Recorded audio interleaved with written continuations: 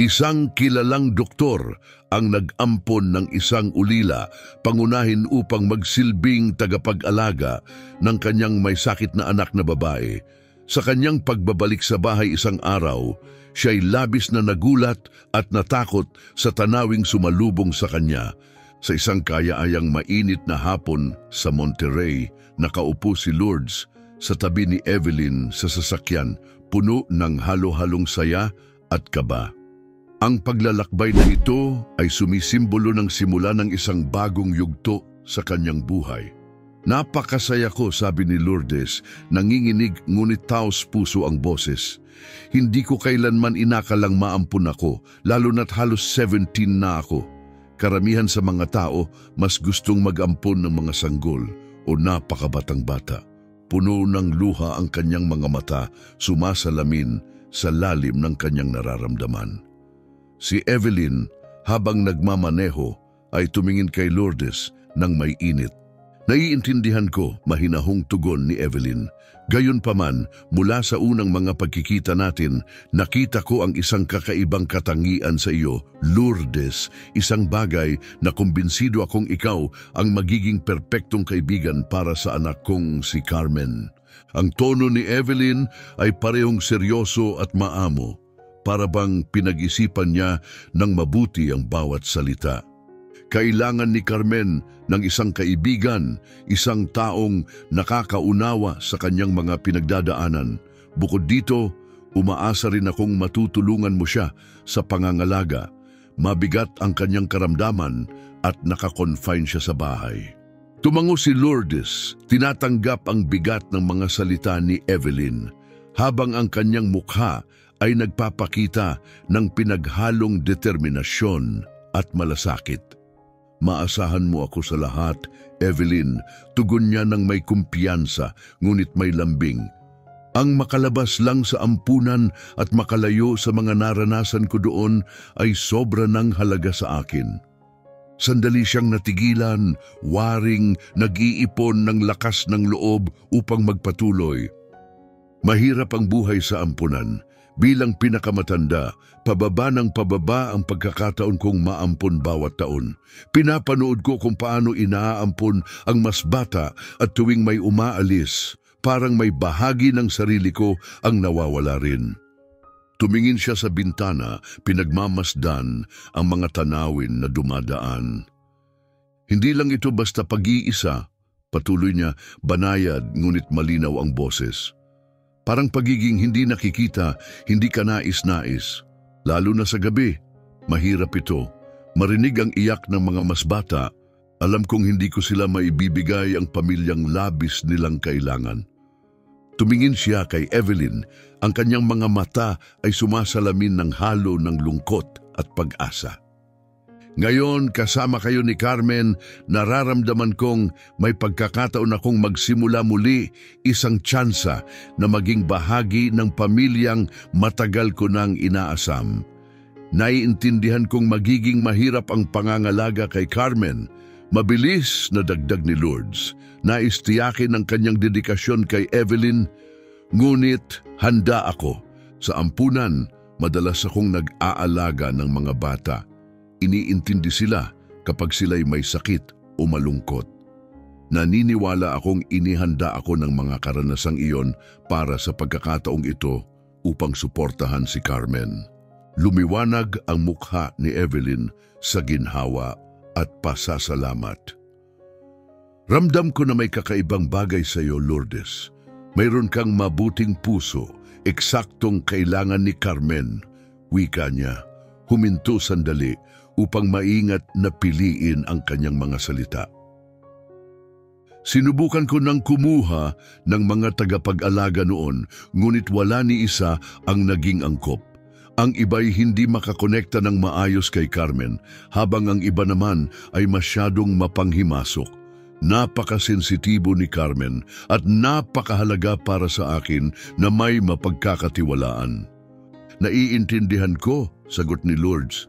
Matatag at puno ng kumpiyansa ang tono. Pangako, hindi kita bibiguin. Sisikapin kong maging isang mapagkalingang kapatid kay Carmen at tumulong sa anumang paraan. Habang unti-unting naglalaho ang mga ilaw ng lungsod sa di kalayuan, tumingin si Lourdes sa bintana, damang-dama ang lumalakas na layunin sa kanyang puso. Tahimik na nagmaneho si Evelyn ng ilang sandali, malalim na nag-iisip. Malapit nang mag-19 si Carmen, pero nananatili siyang bata sa espiritu. Dahil sa kanyang karamdaman, naputol siya sa mundo sa halos buong buhay niya. Umaasa akong mabubuo ninyong dalawa ang isang matibay na ugnayan bilang magkapatid, banggit niya. Habang lumalalim ang kanyang pakiramdam ng koneksyon sa bagong pamilya, tumingin si Lourdes kay Evelyn at mahinang nagtanong, puno ng tunay na pagkamausisa at malasakit, pwede mo ba akong ikwento pa tungkol kay Carmen? Napabuntong hininga si Evelyn, may halong kalungkutan at pagmamahal sa kanyang mga mata. Simula pagkabata, maselan na si Carmen, paliwanag niya, nakatuon ang tingin sa kalsada. Palagi siyang nangangailangan ng patuloy na atensyon. Ang pangangailangang ito ay masyadong mabigat para sa kanyang ama, ang dati kong asawa. Iniwan niya kami, naniniwalang masyado akong nakatuon kay Carmen. Hindi niya maintindihan na kailangan niya talaga ang ganoong antas ng pag-aalaga. May halong pait at pagtanggap ang kanyang boses. Noong 9 na taong gulang si Carmen, lalong lumala ang kanyang kondisyon. Patuloy ni Evelyn, tila binabalikan ang mga nakaraang taon. Lalong nanghina siya at kinailangan kong ayusin ang buong karera ko bilang doktor para maalagaan siya. Bawasan ko ang oras sa trabaho pero kailangan ko pa ring maghanap buhay. Madalas na nakakaramdam ng kalungkutan si Carmen lalo na't hindi siya makalabas ng bahay dahil sa kanyang kalagayan. Maiisip ko kung gaano kahirap iyon, sagot ni Lourdes nang may pakikiramay. Pero gusto kong malaman mo na gagawin ko ang lahat para masiguro na mararamdaman ni Carmen ang kaligtasan at pagmamahal. Hindi ako profesional pero aalagaan ko siya ng buong puso. May liwanag ng pag-asa sa mga mata ni Evelyn habang ngumiti siya. Nang malaman ko ang edad mo at makita ang iyong pagiging responsable, Lourdes, naisip kong baka ikaw ang perpektong tao upang makakonekta kay Carmen bilang kapatid, sabi ni Evelyn, puno ng pasasalamat ang boses. Mukhang handa ka ng maging ganoong tao, tumango si Lourdes ng may determinasyon. Maaaring hindi ko pa alam ang lahat ng detalye tungkol sa pangangalagang medikal o sa pamamahala ng kondisyon ni Carmen, pero handa akong matuto. Gagawin ko ang lahat para masiguro niyang hindi na siya mararamdaman na nag-iisa. Tumingin si Evelyn kay Lourdes, ang ekspresyon niya ay puno ng ginhawa at pasasalamat dahil natagpuan niya ang isang tao na handang mag-alay ng sarili para sa kapakanan ni Carmen. Kumpiyansa akong magkakaroon ka ng malaking epekto sa buhay niya. Habang papalapit na sila sa bahay, natigilan si Lourdes sa ganda nito. Ang gusali ay ingrande, may sopistikadong arkitektura at maayos na hardin. Wow, Evelyn, ang bahay mo ay napakaganda. Wala pa akong nakikitang ganito kahit sa TV. Sambit ni Lourdes, ang kanyang mga mata ay puno ng pagkamangha. Ngumiti si Evelyn at itinuro ang bahay. Pinaghirapan ko ito bilang doktor, pero ang bahay na ito ay mana rin mula sa aking mga magulang. Ngayon, Lourdes, ito na rin ang bahay mo. Mangyaring pakiramdam mo'y nasa tahanan ka rito.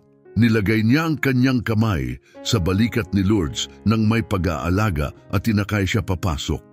Habang pumapasok, sinuri ni Lourdes ang bawat detalye, ang pino at eleganteng kasangkapan, ang mga likhang sining sa dingding at ang maginhawang ambiance ng tahanan. Pagbukas ng pintuan sa kwarto ni Lourdes, ipinakita ni Evelyn ang isang silid na maluwang, elegante at puno ng natural na liwanag. Sa sobrang emosyon, napaluhod si Lourdes, lumuha ng may pasasalamat at ginhawa. Salamat Diyos, mahina niyang bulong, sa pagtupad sa lahat ng aking mga dasal. Naantig sa reaksyon ni Lourdes, mahinang nagtanong si Evelyn, Ganun ba kalala ang naging karanasan mo sa ampunan? Ang kanyang tono ay puno ng malasakit at kalungkutan. Nanatiling nakaluhod si Lourdes at tumango. Napakahirap. Palagi akong binubuli dahil sa aking itsura at madalas nilang sinasabi na hinding-hindi ako makakahanap ng pamilya, na magtatapos ako sa lansangan pagkatapos kong umalis sa ampunan dahil wala akong halaga. Ang kanyang boses ay may bigat ng nakaraang sakit, ngunit may pakiramdam din ng pagkalaya mula sa mga paghihirap na iyon. Umupo si Evelyn sa tabi ni Lourdes, nagbibigay ng kaaliwan ang kanyang presensya. Ngayon, mayroon ka ng tahanan, sarili mong kwarto at kapatid na aalagaan. Suportado rin kita sa pinansyal, kaya maaari kang bumili ng mga bagay para sa sarili mo. Nararapat lang na magkaroon ka ng panibagong simula dito. Mahinahon, ngunit mariing sabi niya. Nagpatuloy si Evelyn sa mas seryosong tono. Ang tanging hiling ko ay iwasan mong maging masamang impluensya kay Carmen. Ayokong pag-usapan ninyo ang tungkol sa mga lalaki o ang mundo sa labas. Si Carmen ay 19 na, pero para sa akin, baby ko pa rin siya at hindi niya kailangang maharap sa mga ganoong paksa. Ang kanyang boses ay may halong matinding proteksyon. Tumingin si Lourdes kay Evelyn, lubos na nauunawaan ang lalim ng kanyang mga inaing bilang isang ina. Naiintindihan ko, Evelyn, at iginagalang ko ang iyong mga kagustuhan. Sisikapin kong maging mabuting kapatid at positibong impluensya kay Carmen. Pagkatapos niyang punasan ang kanyang mga luha, tumayo si Lourdes na puno ng panibagong layunin. Pumasok siya sa silid ni Carmen at agad na namangha sa kakaiba ngunit batang dekorasyon nito. Ang kwarto ay puno ng iba't ibang shade ng pink mula sa maririkit na kurtina hanggang sa malambot na kama, pinalamutian ng maraming stuffed animals at manika na lumikha ng isang mahiwagang bata pang ambience. Bagamat maganda, tila hindi naangkop ito sa edad ni Carmen. Pinigilan ni Lourdes ang kanyang mga opinyon, pinapaalala sa sarili ang kalagayan ni Carmen. Sa isang sulok, si Carmen, nakaupo sa wheelchair at abala sa pagbabasa ng libro, ay napangiti nang makita si Lourdes. Mabilis niyang tinakpan ang kanyang kalbong ulo ng isang scarf, nagpapakita ng bahagyang pagkaasiwa. Ikaw ang kapatid na lagi kong pinapangarap. Hindi ako makapaniwalang nandito ka na, masiglang sabi ni Carmen sa mahinang batang tinig. Alam ni Mama kung gaano ako nalulungkot at hindi talaga siya naging malapit sa mga tagapag-alaga. Ikaw ang magiging tunay kong kasama. Naramdaman ni Lourdes ang alon ng pagmamahal para kay Carmen na antig sa kanyang inosente at kahinaan. Oo naman, Carmen. Masaya akong maging kapatid mo at aalagaan kita. Pero umaasa akong magiging magkaibigan din tayo, sagot niya, puno ng empatiya para sa pinagdadaanan ni Carmen. Si Evelyn na nakatingin mula sa pintuan ay biglang sumingit sa may kalakasang tono.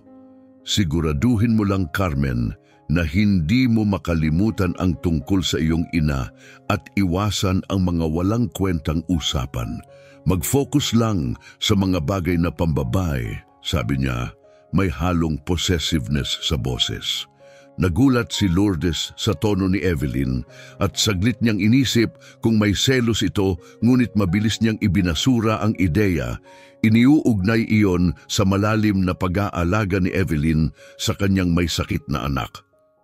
Naramdaman ang lumalaking tensyon. Mabilis na binago ni Carmen ang usapan. Lourdes, mahilig ka bang magbasa? Gusto ko ang mga kwento ng prinsesa at fairy tale, masayang sagot ni Lourdes, bagamat may bahagyang lungkot sa kanyang boses. Ang kanyang ngiti ay matamis, ngunit ang kanyang mga mata ay may bakas ng kalungkutan, sumasalamin sa mga komplikadong damdamin sa bago niyang kapaligiran. Ngumiti si Lourdes, determinado na lumikha ng positibong kapaligiran para kay Carmen. Oh, mahilig akong magbasa, Carmen. Pwede tayong magbasa ng magkasama kung gusto mo.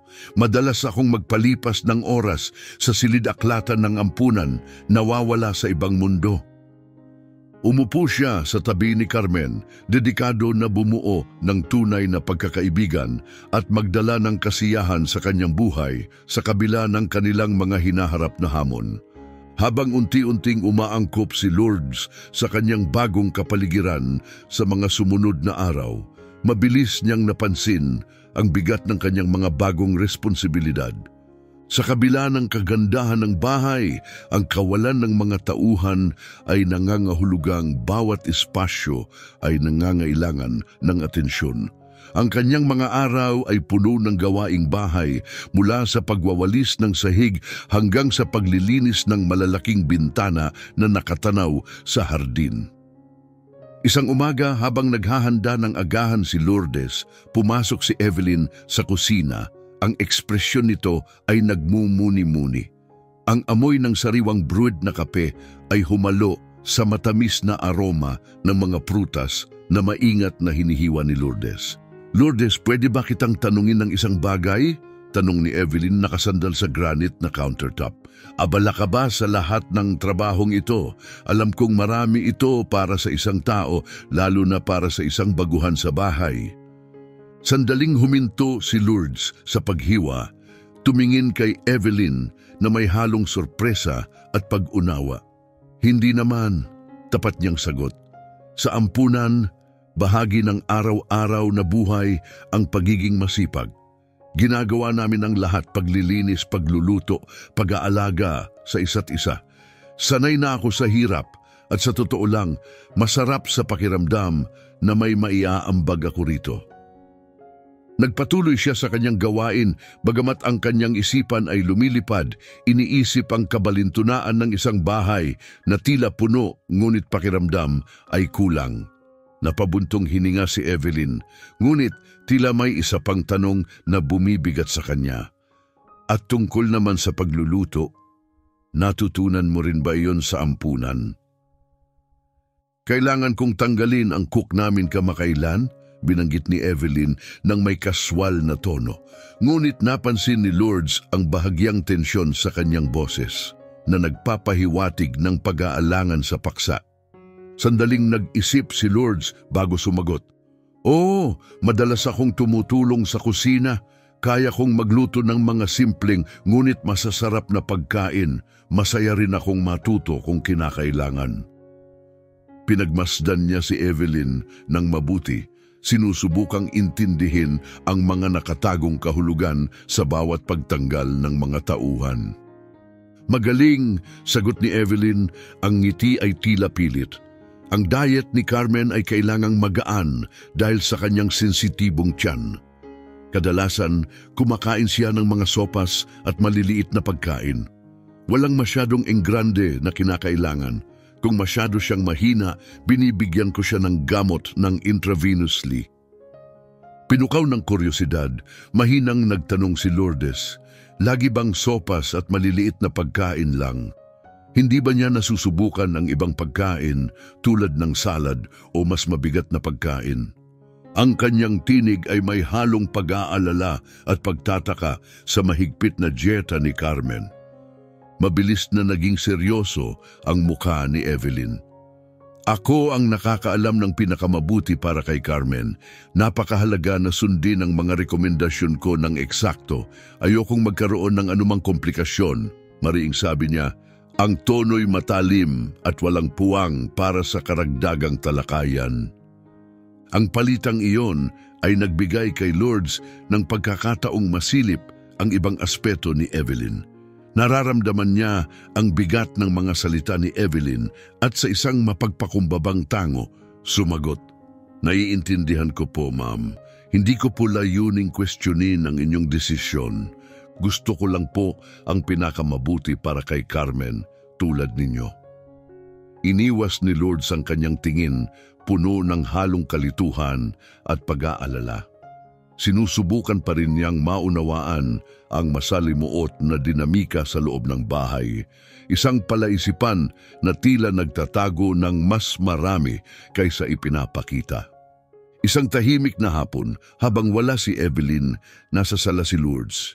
Si Carmen, nakabalot sa malambot na kumot, ay nakaupo sa tabi niya, ang mga matay nakatanaw sa bintana patungo sa hardin. Isang aklat ang nakalapag sa kandungan ni Lourdes, hindi nabubuksan, habang nagpasya siyang talakayin ang isang bagay na bumabagabag sa kanya. "Carmen!" simulang sabi ni Lourdes, banayad ngunit matatag ang tono. "Gusto kong malaman ang tungkol sa iyong karamdaman. Pwede mo ba itong ikwento sa akin?" Si Carmen, na dati malalim sa pag-iisip, ay biglang bumaling kay Lourdes. Ang ekspresyon ay halong gulat at pagkabalisa. "Lourdes, ayaw ni Mama na pag-usapan ko ang sakit ko sa ibang tao," mahina niyang sabi. Ibinababa ang tingin, saglit na sumagi ang kalungkutan sa kanyang mukha. Ramdam ang pagkaasiwa ni Carmen, maingat na pinili ni Lourdes ang kanyang mga susunod na salita. "Naiintindihan ko na sensitibo ito, pero hindi ba't halos magkapatid na tayo? Napakahalaga mo sa akin at hindi ko na nakikita ang sarili ko bilang isang tagalabas." Ang kanyang mga salita ay puno ng init, layuning lumikha ng tiwala, kung saan maaaring maging komportable si Carmen sa pagbabahagi. Tiningnan ni Carmen si Lourdes, ang kanyang mga matay puno ng emosyon. "Tama ka, Lourdes, ikaw ay parang kapatid ko," inamin niya. Ang kanyang mahiyaing ngiti ay nagpapakita ng lalim ng kanyang nararamdaman. "Sa totoo lang, hindi ko talaga alam ng buo ang sakit ko. Sinabi lang ni Mama na may sakit akong mahirap gamutin at baka hindi ko maranasan ang normal na buhay sa labas ng bahay na ito. Pero tiniyak niya na magkasama kami. Okay na kami."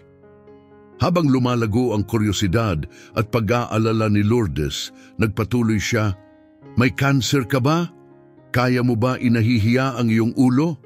At bakit hindi ka pumupunta sa ospital para magpagamot o kumonsulta sa ibang doktor?"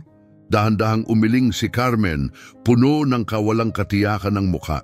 "Hindi ko alam kung cancer ito. Hindi pa ako dinadala ni Mama sa ospital. Siya ang nag-aasikaso ng lahat ng gamot ko at nag-aalaga sa akin kapag sobrang hina ko. Siya rin ang nag-iiniksyon ng gamot, sinasabi niyang ito ang pinakamabuti para sa akin. At pagkatapos, mas gumagaan naman ang pakiramdam ko." Isang alon ng emosyon ang bumalot kay Lourdes habang lumapit siya, iniabot ang banayad na yakap. "Naiintindihan ko," mahinang bulong niya, "at ngayon, nandito rin ako para sa iyo. Kung mas gusto mong manatili itong sa atin lang, ayos lang yon. Hindi natin kailangang pag-usapan ito kay Mama." Habang niyayakap niya si Carmen, nagmuni-muni si Lourdes. "Ang sitwasyong ito ay napakakaiba," wika niya sa kanyang isip. Ramdam ang bigat ng kawalang katiyakan. Ang relasyon ni na Evelyn at Carmen ay hindi lamang di pangkaraniwan, kundi medyo nakakaalarma. Paano nananatiling misteryoso ang sakit na ito? At bakit lahat ng paggamot ay nasa bahay lamang, walang interbensyon mula sa mga doktor o ospital? Habang pinahihigpit niya ang yakap kay Carmen, daman niya ang kahinaan ng sitwasyon nito. Dapat may mas malalim pang dahilan dito, mga patong na hindi pa natutuklasan. Iniisip niya, kailangan kong maging maingat, patuloy na maging alerto. Marahil ay may paraan upang maunawaan ng buo ang nangyayari rito, isang paraan upang tunay na matulungan si Carmen. Umiikot ang mga tanong sa isipan ni Lourdes. Paano ko matutuklasan ang katotohanan tungkol sa kalagayan ni Carmen? Ano ang maaari kong gawin upang magdala ng positibong pagbabago sa tahanang ito, upang maibsan ang mga anino ng mga pangyayari ito? Napagtanto niyang mahalaga ang pag-unawa sa masalimuot na dinamika sa pagitan ng mag-ina. Marahil ay maaari akong magsilbing katalista ng pagbabago para sa mas mahabaging at mas epektibong pag-aalaga. Kailangang subukan ko para kay Carmen. Ang yakap na iyon ay sumisimbolo sa kanyang tahimik na panata na hanapin ang katotohanan at tiyaking maranasan ni Carmen ang pagmamahal at pag-aaruga na nararapat sa kanya. Sa mga sumunod na araw, napansin ni Lourdes ang malaking pagbabago sa ugali ni Evelyn. Ang doktor, na dati magiliw at malugod, ay nagsimulang tratuhin si Lourdes ng malamig, isang pagbabago na parehong nakakagulat at nakakasakit. Bawat kilos ni Lourdes ay tila ikinagagalit ni Evelyn. Ginagawang malalaking issue ang mga maliliit na pagkakamali. Isang partikular na tensyonadong hapon, nagalit si Evelyn kay Lourdes. "Gusto mo bang mamatay ang anak ko?" Galit niyang tanong, ang kanyang boses ay puno ng poot. "Ang dami kong nakitang alikabok sa kwarto ni Carmen. Alam mong mahina ang kanyang immune system." Nagulat si Lourdes at sinubukang sumagot, nanginginig ang boses. "Araw-araw ko pong nililinis ang kwarto ni Carmen. Pangako po, pasensya na kung hindi ito naging sapat," paliwanag niya. Ang kanyang mga matay umaasa ng pag-unawa. Napuno ng di makatarungang pakiramdam si Lourdes habang tinitingnan si Evelyn na tila walang pakialam sa kanyang mga paliwanag. Namumuo ang mga luha sa mata ni Lourdes habang nagtatagpo ang lungkot at takot sa kanyang dibdib. "Patawarin mo ako, Evelyn. Sisikapin kong mas maging mabuti. Pangako. Ayokong umalis. Natutunan ko ng mahalin si Carmen." Wika niya, halos sumabog ang emosyon sa kanyang tinig. Ang ideya ng pagkawala ng pamilyang ngayon pa lang niya nararamdaman ay tila di niya kayang tiisin. Lumapit si Evelyn kay Lourdes, ang kanyang tindig ay nagbabanta at ang mga salita ay matatalas. "Makinig ka, bata, hindi kita dinala rito para magdulot ng mas maraming problema at huwag mong isipin kahit saglit na mapapalitan mo ako sa buhay ng anak ko." Mariing wika niya, ang tono'y punong-puno ng galit. "Napansin kong marami kang tanong tungkol sa kalagayan ni Carmen. Tandaan mo, ako ang doktor dito. Sa akin mo dapat idirekta ang anumang alalahanin." Nalamig si Lourdes sa mga matitinding salitang binitiwan ni Evelyn, na tila mga punyal na tumatama sa manipis na seguridad at pakiramdam ng pagkakabilang na nagsisimula pa lang niyang maramdaman. Si Carmen at ako ay may malalim na ugnayan. Lubos naming nalalaman ang buhay ng isa't isa. Mariing pahayag ni Evelyn, nakatitig kay Lourdes. "Pinagmamasdan kita." Tahimik na bumalong ang mga luha sa pisngi ni Lourdes habang tumango siya. Naunawaan ang pangangailangang mag-ingat palalo upang mapanatili ang kanyang lugar sa bahay na ito at matuklasan ang katotohanan sa masalimuot na relasyon nina Evelyn at Carmen. Gabing iyon, lumuhod si Lourdes sa tabi ng kanyang kama, banayad na nililiwanagan ng isang mahinang ilaw ang kanyang silid. Pinagdikit niya ang kanyang mga kamay, pumikit at taimtim na nanalangin, hinugot ang lakas mula sa malalim na balon ng emosyon. "Diyos," simula niya, nanginginig ang tinig, "takot na takot ako sa maaaring gawin ni Evelyn. Ayokong bumalik sa ampunan, lalo na matapos maramdaman kung paano magkaroon ng pamilya. At si Carmen, minamahal ko na siya bilang isang kapatid." Huminga ng malalim si Lourdes, pilit pinipigil ang mga luha na nais bumuhos. "Sa kabila ng aking takot, hindi ko maiwasan ang kakaibang kalikasan ng sakit ni Carmen at ang kanyang pakikitungo kay Evelyn. May mali dito. Kahit wala akong malawak na karanasan sa buhay, alam kong hindi normal ang sitwasyong ito." Unti-unting tumatag ang kanyang tinig, sumasalamin sa nag-iipong tapang sa kanyang kalooban. "Kaya Diyos, humihingi ako ng gabay. Kailangan ko ng palatandaan, isang bagay na magpapasya kung itutuloy ko pa ba ang pag-alam sa sitwasyong ito o aatras na." Pagdilat ng kanyang mga mata, huminga ng malalim si Lourdes. Pilit na naghahanap ng katahimikan sa gitna ng bagyong emosyonal. Biglang narinig niya ang tunog ng doorbell na ikinagulat niya. Mabilis siyang tumayo at naglakad patungo sa pinto, mabilis ang tibok ng puso. Pagbukas ng pinto, tumambad kay Lourdes si Doña Teresa, ang kasambahay na dumadalaw tuwing 2 linggo. Ang ganda ng bahay sa tuwing bumabalik ako, Lourdes. Ang galing mo, sobrang pinadadali nito ang trabaho ko. Ani ni Doña Teresa na masayahing tinig. Medyo nag-aalinlangan si Lourdes nang sumagot, mas madalas akong naglilinis dahil napagalitan ako ni Evelyn. May bahid ng lungkot ang kanyang tinig na nagsisiwalat ng tensyon na kanyang nararamdaman. Sa tila pabirong seryosong tono, nagtanong si Doña Teresa, "Kinuha ka ba nila bilang miyembro ng pamilya o tauhan? At bakit ka napagalitan? Mabait ang mukha niya, ngunit ang mga mata niya'y puno ng sinserong pag-aalala." Saglit na tumigil si Lourdes bago sumagot, "Tinanong ko lang naman tungkol sa kalagayan ni Carmen." Sa pagbanggit ni Lourdes nito, tila natural na tinakpan ni Doña Teresa ang kanyang bibig, biglang nagbago ang kanyang disposisyon. "Ang usaping ito ay hindi dapat talakayin," mariing sinabi ni Doña Teresa. "Kailangan ko ang trabahong ito, ngunit makinig ka, halata naman ang kabutihan ng puso mo. Ang payo ko, kung nais mong manatili sa bahay na ito, huwag kang mag-usisa tungkol sa mga isyu ni Carmen." Isang kilabot ang dumaan kay Lourdes. "Susubukan ko," mahina niyang tugon, "pero nag-aalala ako para sa kanya." Pinanood ni Lourdes si Doña Teresa habang paalis, mabigat ang mga salitang iniwan nito. May kakaibang nangyayari sa loob ng mga pader ng bahay na ito. Habang mas matagal na wala si Evelyn, lalong lumalim ang relasyon ni Lourdes at Carmen na puno ng mga lihim at tawanan na nagpapalakas sa samahang higit pa sa kanilang panimulang pagkakakilala. Dahan-dahang napansin ni Lourdes na sa kabila ng pagiging parang bata ni Carmen at ang kanyang pagiging masyadong nakaasa sa ina, may taglay siyang malalim na pananaw at nakatagong mga pangarap. Isang araw, habang tinutulungan ni Lourdes si Carmen na maghanda para maligo, naramdaman niyang kailangang magtanong, "Carmen, mayroon ka bang bagay na tunay mong ninanais?"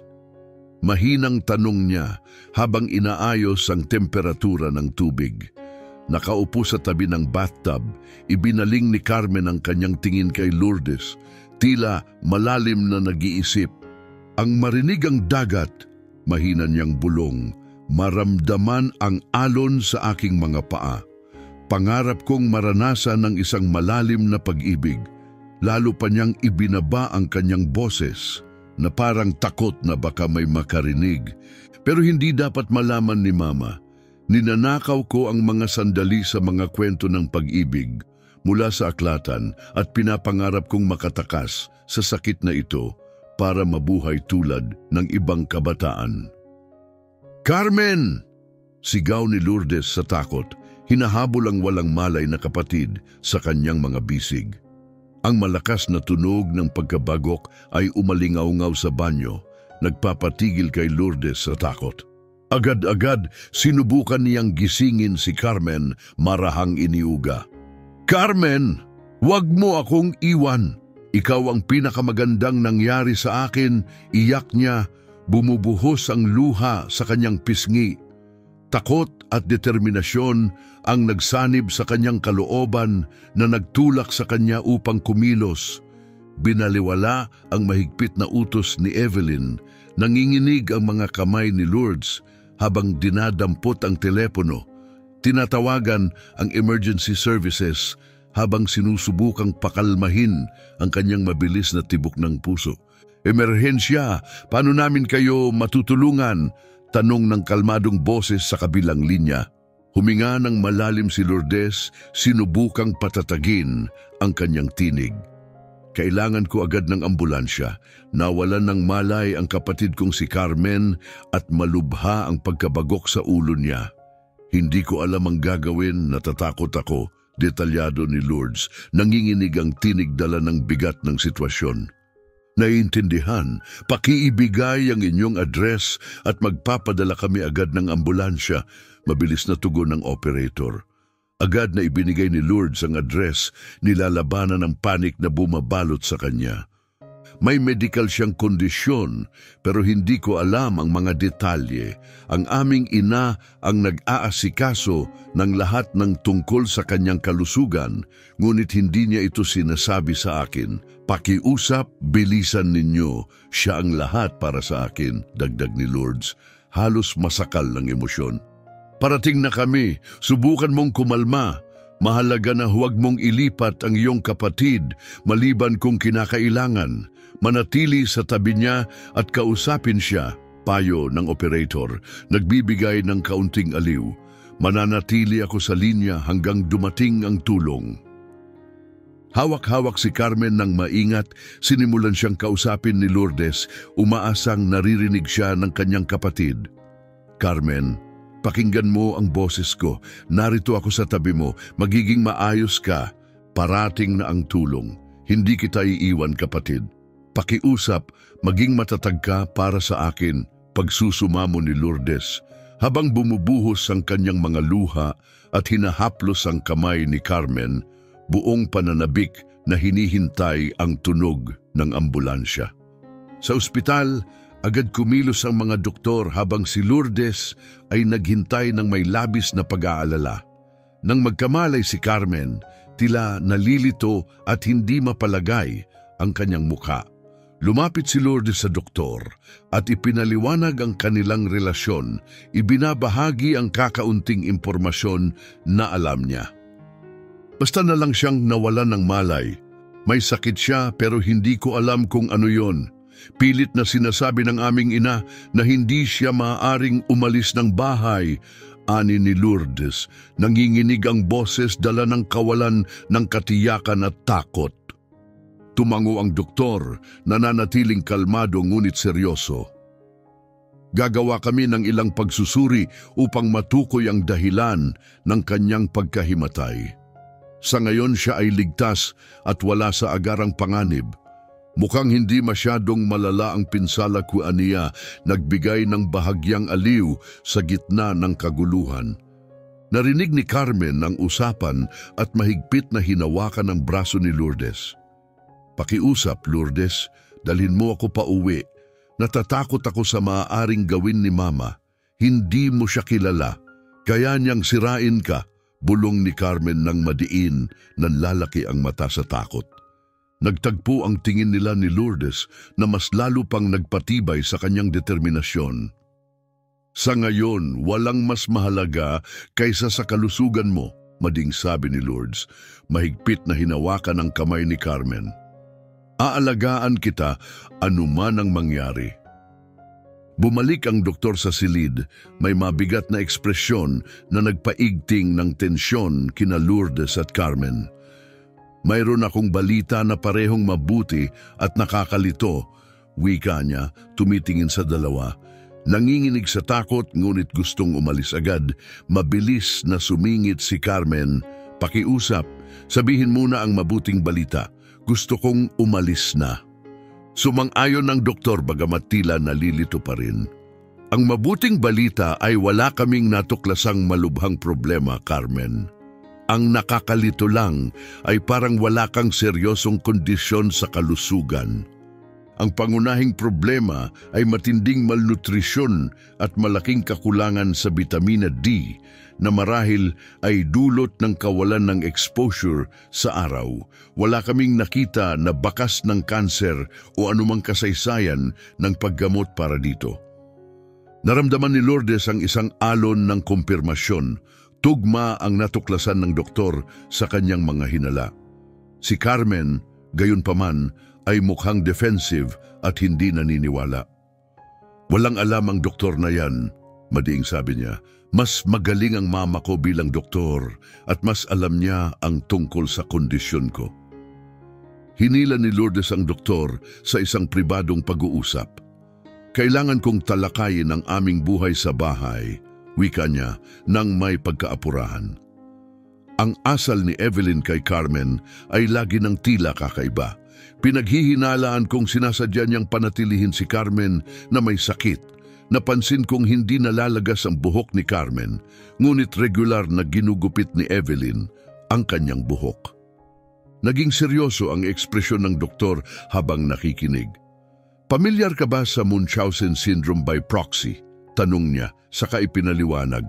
Isa itong disorder kung saan sinasadyang pinalalala o ginagawa ang mga problema sa kalusugan ng iba, kadalasan ng bata, upang makakuha ng atensyon, simpatiya o kontrol. Para kay Lourdes, ito ay isang sandali ng kaliwanagan. Iyon ang paliwanag sa lahat na pagtanto niya. Nagulat, ngunit nakaramdam ng kaunting ginhawa sa pagkakaunawa sa katotohanan. Nang bumalik siya sa silid ni Carmen, bumagsak ang kanyang puso nang matuklasang wala na roon ang kanyang kapatid. Nataranta, nilibot ni Lourdes ang ospital, nagtatanong sa mga nurse at security ngunit bigo. Maya-maya, isang taxi driver ang lumapit sa kanya. Hinahanap mo ba ang payat na babae na naka-hospital gown? Sumakay siya sa taxi bago pa ako, anya. Itinuro ang daan.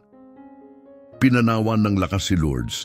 Malamang tumatakas si Carmen pauwi. Ano ang gagawin ni Evelyn kapag natuklasan ito? Nilamon ng takot at tumutulo ang mga luha. Humagulhol si Lourdes. Hindi ko siya maaaring hayaang bumalik sa babaeng baliw na iyon na nag-imbento ng sakit para bitagin siya. Naantig sa kalagayan ni Lourdes, inalok ng taxi driver ang kanyang tulong. Bilisan na natin, aniya, pinaandar ang makina. Pagdating nila sa bahay ni Evelyn, naroon na ang isang patrol car. Nakayakap si Evelyn kay Carmen, nagsisigaw sa mga pulis. Ang batang ito na iniligtas ko mula sa maruming ampunan, inagaw ang may sakit kong anak. Ikulong niyo siya kung may masamang mangyari sa anak ko. Si Carmen, bagamat umiiyak, ay nanatiling matatag at pilit na ipinagtanggol si Lourdes. Mama, tama na. Sinubukan lang niya akong tulungan nang mahimatay ako at bumagsak. Wala siyang ginawang masama. Walang naging problema sa ospital. Pagpupumilit niya, tumingin kay Lourdes na may pagsusumamo sa kanyang mga mata. Si Lourdes, balisa at basag ang loob, ay mabilis na umayon kay Carmen at humarap kay Evelyn, humihingi ng tawad. Patawarin mo ako, nagpanik lang ako at hindi ko alam ang gagawin. Pag-amin niya, patuloy ang pagtulo ng luha. Mabilis na sumingit ang pulis gamit ang matatag na tono. Mukhang isyong pampamilya ito. Kailangang ayusin niyo ito sa inyong sarili. Walang kriminal na aktibidad dito. Sinuri pa niya ang sitwasyon bago tuluyang umalis. Si Lourdes, umiiyak pa rin, ay muling nakiusap para sa tawad ni Evelyn, ngunit nanatili itong malamig ang puso. Hindi ko kailangan ang mga paumanhin mo. Umalis ka na sa bahay ko ngayon. Bumalik ka sa lansangan kung saan ka nararapat, mariing utos niya. Napahagulgol si Carmen, nakikiusap sa kanyang ina, Mama, maawa ka, huwag mong gawin ito kay Lourdes. Ngunit matigas si Evelyn. Mahinang tanong ni Lourdes, maaari ko bang kunin ang mga gamit ko? Nang siya'y yumakap kay Carmen, hinarangan siya ni Evelyn. Habang nagmamadaling inilalagay ni Lourdes ang kanyang kakaunting gamit sa isang backpack, biglang bumukas ang pinto ng kwarto. Pumasok si Carmen, takot ang nasa kanyang mukha at nanginginig ang kanyang katawan, tanda ng tahimik na paghihimagsik laban sa kagustuhan ng kanyang ina. Carmen, anong ginagawa mo dito? Magagalit ang mama mo? Gulat na sabi ni Lourdes. Halatang nag-aalala. Bumuhos ang luha sa pisngi ni Carmen habang tinitingnan niya si Lourdes nang may pasasalamat at lungkot. Lourdes, ito ang pinakamagagandang araw ng buhay ko. Mahal kita bilang isang kapatid, wika niya sa gitna ng hikbi. Nahipon ng pagmamahal at determinasyon, tumugon si Lourdes, Carmen, sumama ka sa akin. Sinabi ng doktor na hindi ka talaga may sakit. Sinasadya ng mama mo na pahinain ka para manatili ka rito.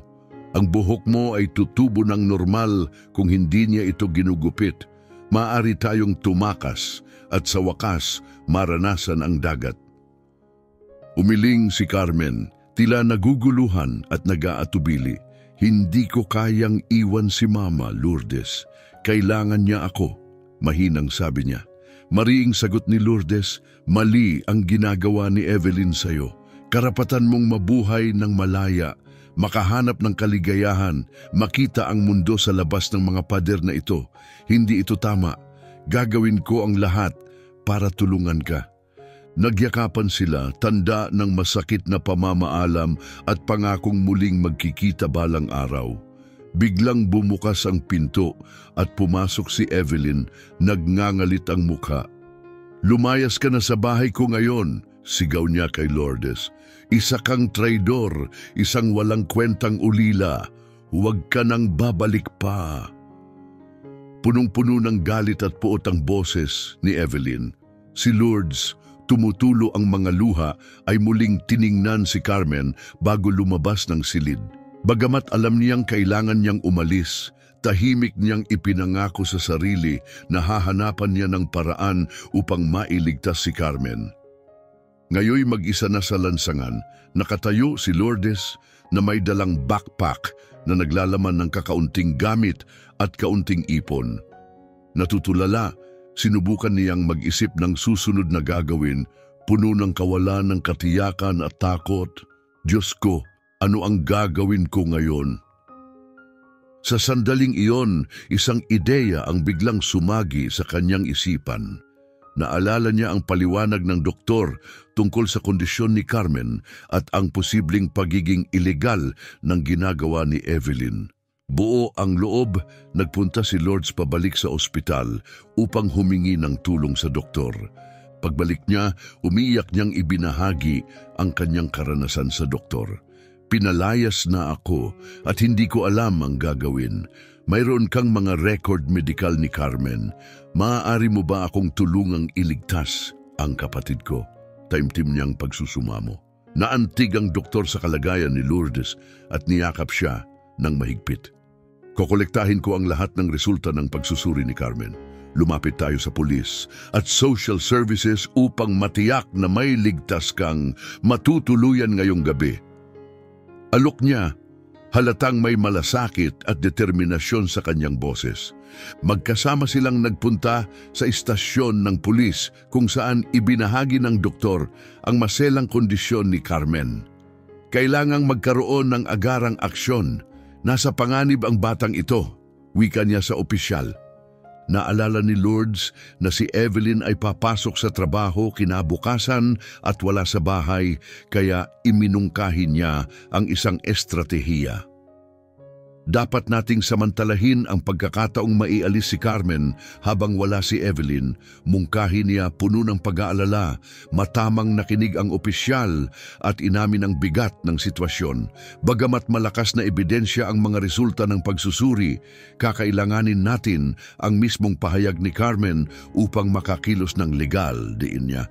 Nakaramdam ng kaunting ginhawa si Lourdes nang makahanap ng mga kakampi.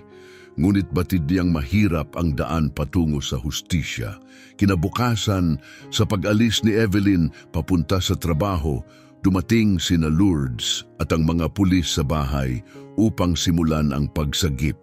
Nang ipahayag nila ang kanilang presensya, si Doña Teresa ang sumagot sa pinto. Bakas ang takot sa kanyang mukha, ngunit nang makita si Lourdes, naglambot ang kanyang ekspresyon at yumakap siya ng mahigpit. "Mahal kong anak, ibinahagi sa akin ni Carmen ang lahat.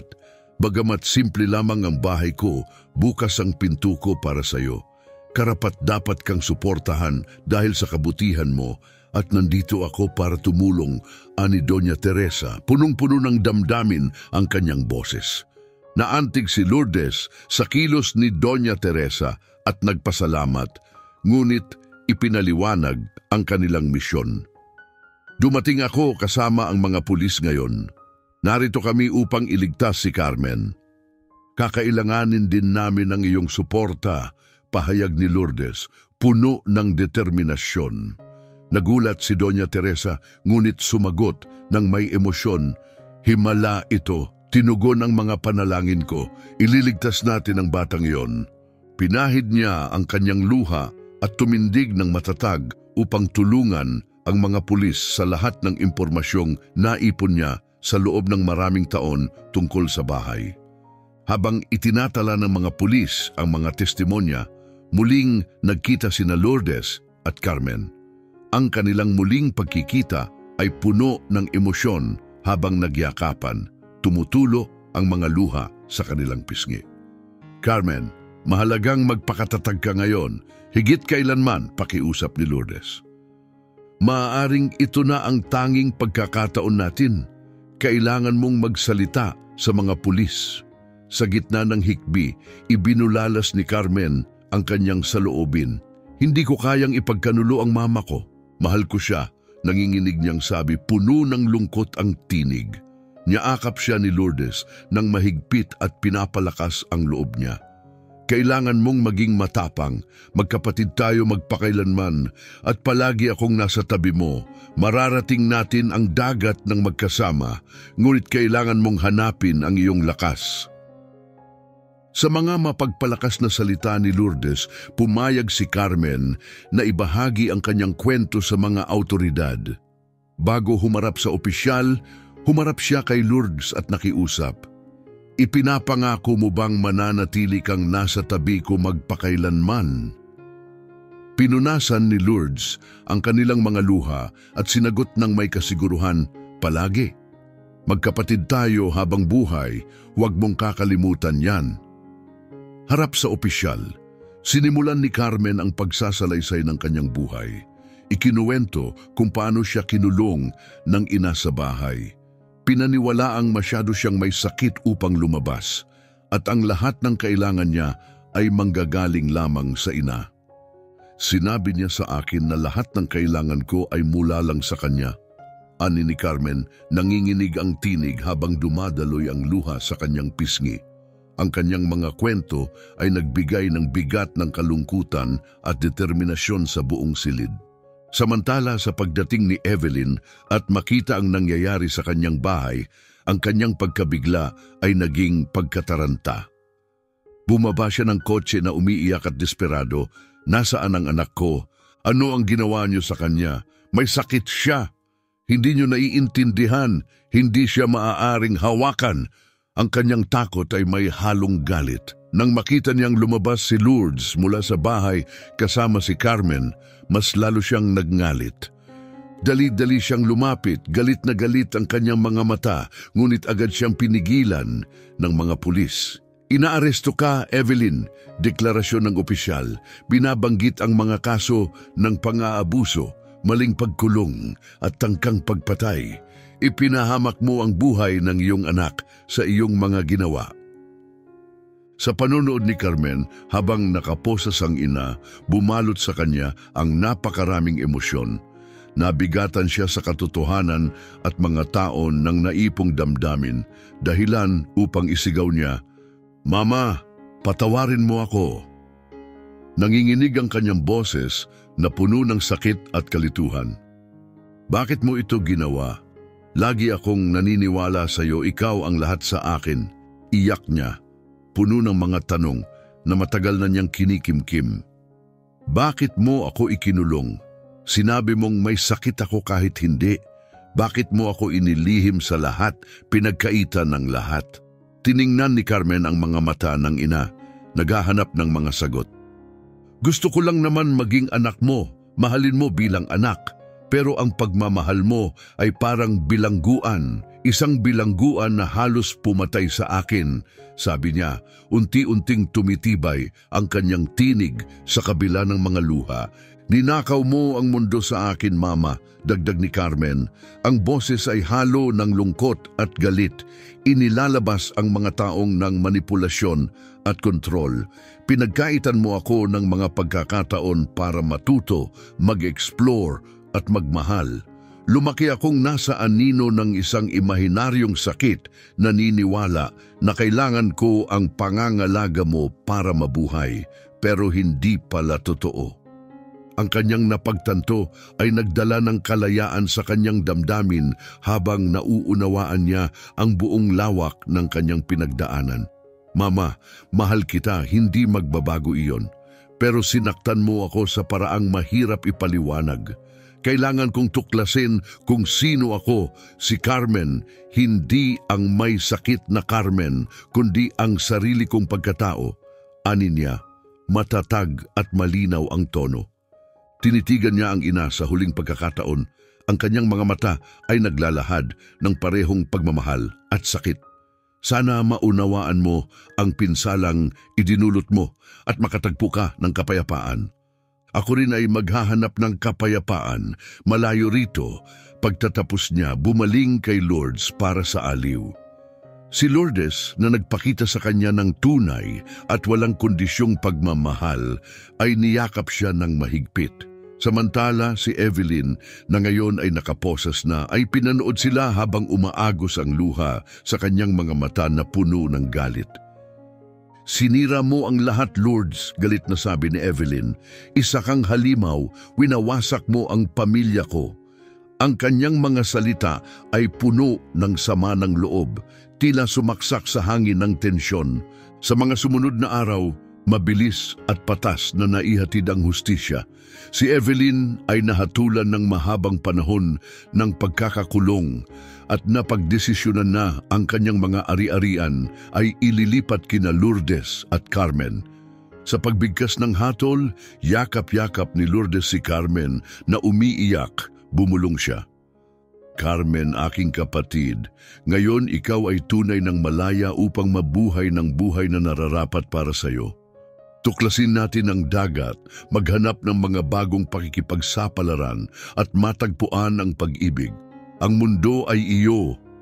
Nanginginig ang kanyang tinig sa emosyon. Si Carmen, na may mga luha sa kanyang mga mata, ay tumingin kay Lourdes at buong puso niyang ipinahayag ang pasasalamat. Lourdes, hindi kayang ipahayag ng mga salita kung gaano ako nagpapasalamat. Iniligtas mo ako mula sa kapalarang hindi ko man lang alam na dapat kong takasan. Higit ka pa sa isang kapatid, isa kang bayani sa akin.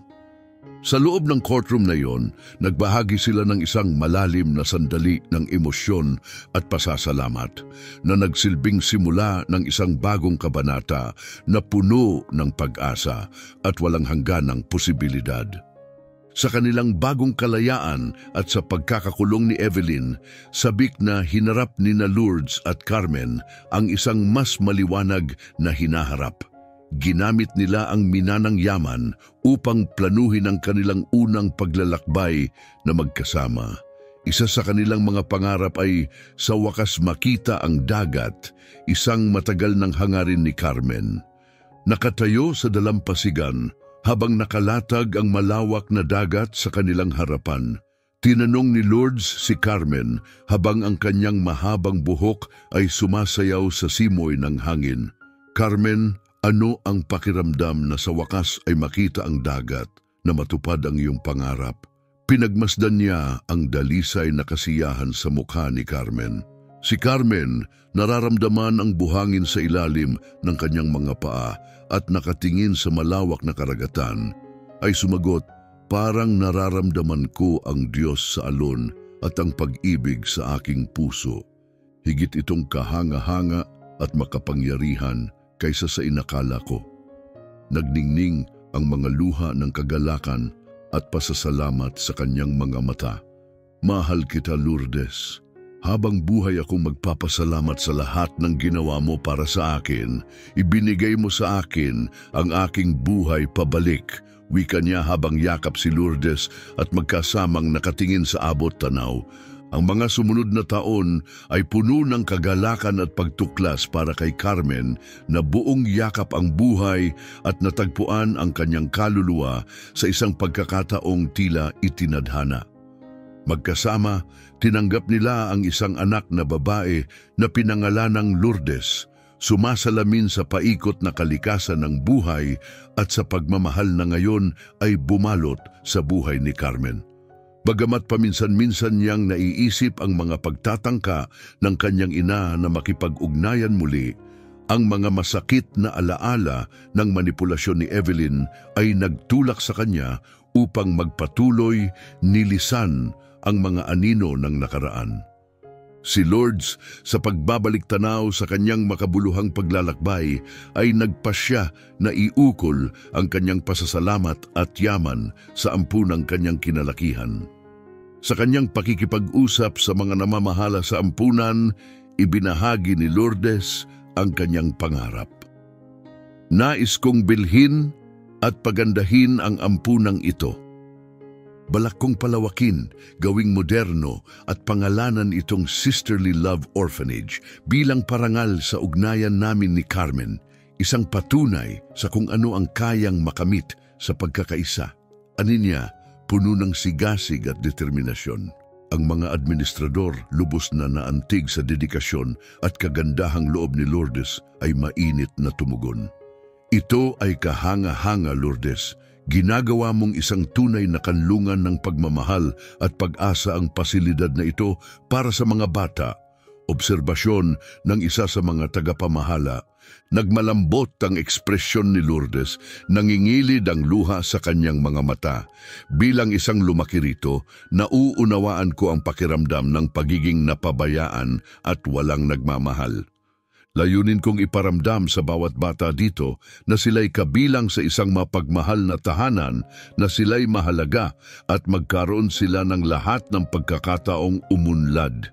Gusto kong ibigay sa kanila ang natuklasan namin ni Carmen, isang tunay na pamilya. Isang maaliwalas na hapon, magkatabing nakaupo sina Lourdes at Carmen sa hardin. Tumingin si Carmen kay Lourdes na may banayad ng ngiti, binasag ang katahimikan.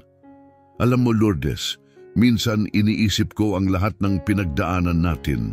Nakakamangha kung paano natin nalampasan ang lahat ng dilim at natagpuan ang isang daan na puno ng pagmamahal at kabutihan, kanyang pagmumuni-muni. Si Lourdes, hinawakan ang kamay ni Carmen, tumingin pabalik sa kanya ng may lambing sa mga mata, ang kanyang tinig ay puno ng damdamin. Oo, Carmen, hindi naging madali ang ating landas, ngunit pinatatag tayo nito sa paraang hindi ko akalaing posible. Magkasama nating pinatunayan na kahit ang pinakamalalim na dilim ay hindi kayang pigilan ang liwanag ng kabutihan. Nagbuntong hininga si Carmen nang may kasiyahan. Ang kanyang ekspresyon ay puno ng malalim na pasasalamat. Binago mo ang buhay ko, Lourdes. Binuksan mo ang isang mundo ng posibilidad, pagmamahal at pag-asa. Pinatunayan natin na maaaring maging totoo ang mga pangarap. Ngayon, mayroon akong isang kahanga-hangang anak at isang tunay na kamangha-manghang buhay. Pinisil ni Lourdes ang kamay ni Carmen bilang pagsiguro. At binago mo rin ang buhay ko, Carmen.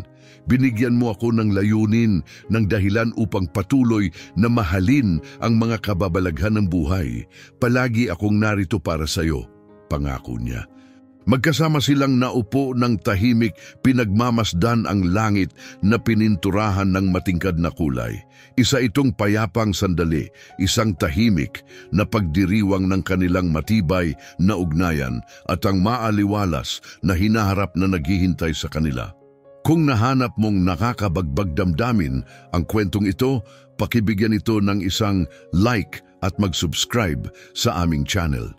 Ang inyong suporta ang naguudyok sa amin na patuloy na maghatid ng mga nakakaingganyong kwento halos araw-araw.